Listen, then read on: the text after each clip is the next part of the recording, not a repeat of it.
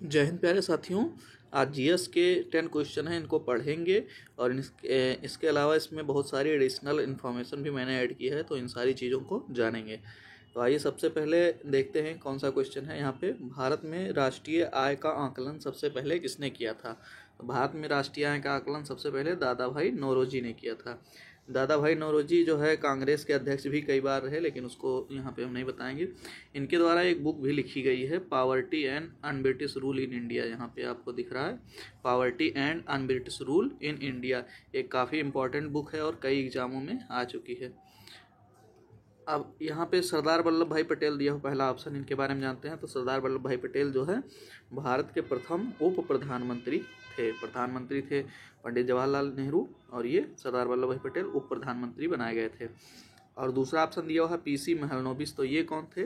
महलनोबिस केवल लिखा है, तो इसमें पीसी का मतलब था प्रशांत चंद्र महलनोबिस। ये एक महान सांख्यिकीकार थे, या साइंटिस्ट भी बोलते हैं उनको। और इनके जन्मदिन पे, पीसी महलनोबिस के जन्मदिन होता है 29 जून को। तो 29 जून को मनाया जाता है national statistical day. National statistical day मतलब राष्ट्रीय सांख्यिकी दिवस, हिंदी में बोलेंगे। अब बात करते हैं नेशनल इनकम की। नेशनल इनकम क्या होती है? राष्ट्रीय आय। तो राष्ट्रीय आय को सबसे पहले किसने जो है आकलन किया था? दादा भाई नौरोजी ने। इसके डेफिनेशन के बारे में बात कर लेते हैं। तो यहाँ पे लिखा है मैंने, the value of goods and services produced by a country during a financial year contribute to its national income. मतलब एक जो वैल्यू होती है गुड्स एंड सर्विसेज की, गुड्स मतलब सामान और सर्विसेज मतलब सेवाएं, वस्तुओं और सेवाओं की जो वैल्यू है, वो एक कंट्री मतलब एक देश जो है फाइनेंशियल ईयर में जो प्रोड्यूस करता है, मतलब एक फाइनेंशियल ईयर के अंतर्गत कोई भी कंट्री उस देश की वस्तुएं और सर्विसेज को प्रोड्यूस करता है, वो उसकी नेशनल इनकम कहलाती है। ऐसे ही जीडीपी बनता है, लेकिन उसकी बात नहीं करेंगे। अगर हम पढ़ाएंगे आगे आपको इकोनॉमी, तो उसमें बता देंगे जीडीपी और नेशनल इनकम ये सब क्या होता है, इसमें क्या अंतर है। अब आइए अगला क्वेश्चन है, इसकी बात करते हैं। नेक्स्ट क्वेश्चन में है, निम्नलिखित में कौन सा एलपीजी का प्रमुख घटक है? अब एलपीजी में क्या होता है? तो एलपीजी में मुख्यतः दो गैसें होती हैं, प्रोपेन और ब्यूटेन। तो यहाँ पे प्रमुख घटक की बात की गई है। एलपीजी का प्रमुख घटक क्या है? तो एलपीजी का प्रमुख घटक है प्रोपेन। ब्यूटेन जो है इसमें कुछ कम मात्रा में होता है। तो प्रोपेन और ब्यूटेन जो है एलपीजी का प्रमुख घटक है। अब इसमें क्या होता है, एथिल मार्केप्टन नाम की एक गैस मिलाई जाती है, जिसके वजह से जो है एलपीजी गैस महकती है। महकती क्या मतलब? बदबू करती है, जिस प्रकार से इसमें बदबू आती है। अब यहाँ प्रोपेन और ब्यूटेन का फार्मूला लिखा हुआ है, प्रोपेन C3H8 एंड ब्यूटेन का C4H10। तो ये दो गैसें मुख्य रूप से एलपीजी में होती हैं, और एथिल मार्केप्टन जो है इसमें गैस को पहचानने के लिए डाला जाता है। अब अगले क्वेश्चन की बात करेंगे। यहाँ पे ओजोन परत कहाँ पाई जाती है? तो ओजोन परत पाई जाती है समताप मंडल में। अब समताप मंडल, ओजोन परत होता क्या है? ओजोन परत जो है ऑक्सीजन का 3 एटम मिलके बनता है। ऑक्सीजन के 3 परमाणु मिल करके ओजोन का निर्माण करते हैं, O3 को बोलते हैं ओजोन। इससे फ़ायदा क्या होता है? फ़ायदा ये होता है कि जो सूरज से अल्ट्रा वायलेट रेज आती हैं, पराबैंगनी किरणें, उसको बचाता है धरती को। ओजोन लेयर जो होती है समताप मंडल में, तो धरती पे जो पराबैंगनी किरणें ये है अवशोषित कर लेता है। इसके वजह से धरती पे नहीं आ पाती, क्योंकि पराबैंगनी किरणें जो है बहुत हानिकारक होती हैं ह्यूमन के लिए। स्किन प्रॉब्लम हो जाती है, कैंसर वगैरह, स्किन कैंसर, ये सारी समस्या क्रिएट करता है। तो पराबैंगनी किरणों को ये अवशोषित कर लेता है ओजोन।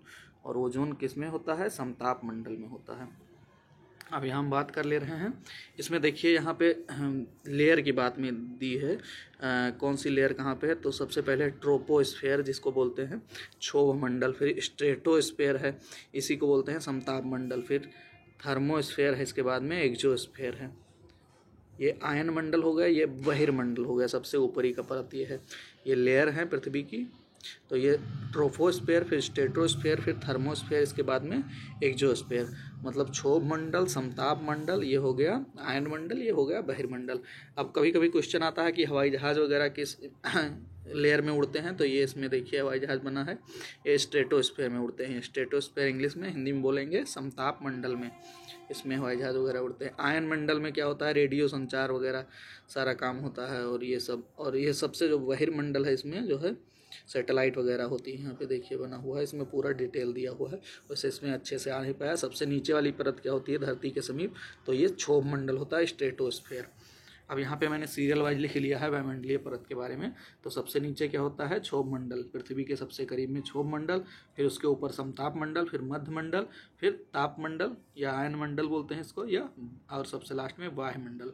अब यहाँ पे देखिए समताप मंडल, इसमें क्या होता है, ओजोन गैस होती है समताप मंडल में, O3। और हेलीकॉप्टर वगैरह भी इसी में उड़ते हैं, हवाई जहाज वगैरह, एरोप्लेन। अब अगला क्वेश्चन है, कथकली शास्त्रीय नृत्य किस राज्य से शुरू हुआ। तो कथकली शुरू हुआ था केरल से। ये केरल का है। इस तरीके का कुछ डांस होता है कथकली। मैंने यहाँ पे एक इमेज लगाई हुई है। तो कथकली है केरल का शास्त्रीय नृत्य। अगर कर्नाटक की बात करें तो कर्नाटक में होता है यक्षगान। तमिलनाडु में क्या होता है, भारतनाट्यम। यहाँ पे लिख दे रहे हैं भारतनाट्यम। राजस्थान में क्या होता है, राजस्थान में होता है घूमर। तो ये हो गया कर्नाटक का यक्षगान, तमिलनाडु का भारतनाट्यम, राजस्थान का घूमर और केरल का कथकली, ये शास्त्रीय नृत्य हो गए। अब अगला क्वेश्चन है यहाँ पे, निम्नलिखित में से कौन सी नियुक्ति राष्ट्रपति के अधिकार में नहीं है। तो राष्ट्रपति के अधिकार में नहीं है लोकसभा के अध्यक्ष की नियुक्ति।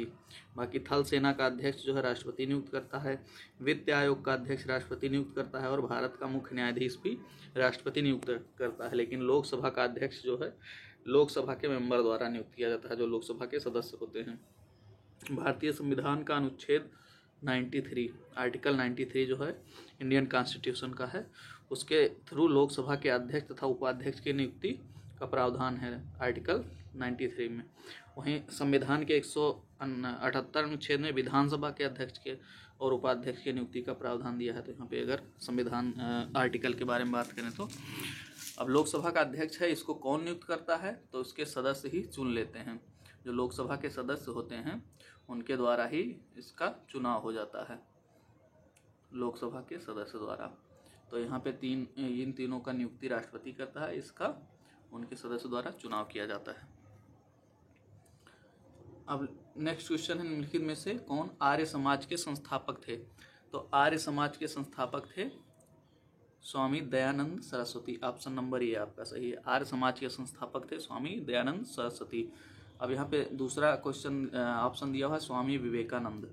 तो स्वामी विवेकानंद ने क्या किया था, इन्होंने रामकृष्ण मिशन की स्थापना की थी। रामकृष्ण मिशन, इनके गुरु थे रामकृष्ण परमहंस स्वामी विवेकानंद के।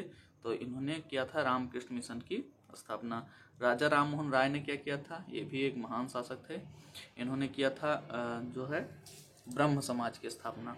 राजा राम मोहन राय ने ब्रह्म समाज की स्थापना की थी। यहाँ पे लिख दे रहे हैं ब्रह्म समाज की स्थापना स्वामी विवेकानंद ने की थी। रामकृष्ण मिशन की, रामकृष्ण मिशन। और स्वामी दयानंद का इसमें लिखा ही है, आर्य समाज की स्थापना स्वामी दयानंद सरस्वती ने की थी। एक और है प्रार्थना समाज की स्थापना किसने की थी। क्वेश्चन आता है प्रार्थना समाज की स्थापना, तो इसकी की थी आत्माराम पांडुरंग ने। आत्माराम पांडुरंग ने। अब यहाँ पे कुछ चीज़ें और लिखा हुआ है। स्वामी दयानंद ने एक नारा दिया था, वेदों की ओर लौटो। ये काफ़ी इम्पोर्टेंट है, वेदों की ओर लौटो किसने नारा दिया, तो स्वामी दयानंद सरस्वती ने। इसके अलावा एक बुक भी इन्होंने लिखी, सत्यार्थ प्रकाश, ये भी स्वामी दयानंद सरस्वती ने लिखी। तो ये तीन चीज़ें इंपॉर्टेंट हो गई। आर्य समाज की स्थापना किसने की, स्वामी दयानंद सरस्वती ने। वेदों की ओर लौटो नारा किसने दिया, स्वामी दयानंद सरस्वती ने। और सत्यार्थ प्रकाश किसके द्वारा लिखी गई, तो ये स्वामी दयानंद सरस्वती के द्वारा लिखी गई। और स्वामी विवेकानंद के द्वारा रामकृष्ण मिशन की स्थापना की गई। और इनका एक भाषण भी हुआ था शिकागो में, जो काफ़ी फेमस हुआ था। और आप लोग जानते ही होंगे स्वामी विवेकानंद काफ़ी चर्चित आदमी, चर्चित क्या बहुत महान हस्ती हैं, उनके बारे में क्या ही कहें। और राजा राम मोहन राय ने ब्रह्म समाज की स्थापना की। प्रार्थना समाज की स्थापना आत्माराम पांडुरंग ने की। अब नेक्स्ट क्वेश्चन है, किसके शासनकाल में मेगास्थनीज भारत आया? तो मेगास्थनीज आया था चंद्रगुप्त मौर्य के शासनकाल में। हर्षवर्धन के शासनकाल में आया था चीनी यात्री हुएनसांग।